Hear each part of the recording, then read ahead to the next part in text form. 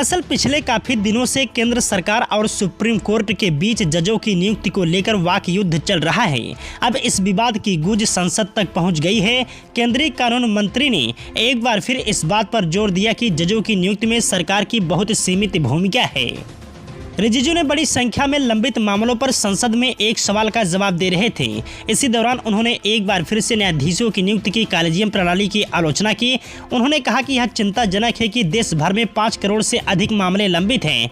मंत्री ने कहा कि इसके पीछे मुख्य कारण न्यायाधीशों की नियुक्ति है।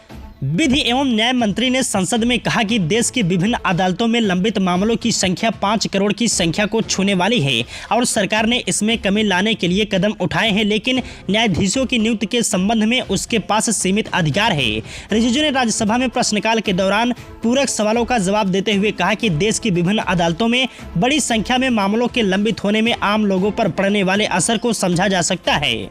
उन्होंने अदालतों में बड़ी संख्या में मामलों के लंबित होने पर गहरी चिंता जताई। उन्होंने कहा कि लंबित मामलों की संख्या अधिक होने का एक अहम कारण न्यायाधीशों की संख्या भी है।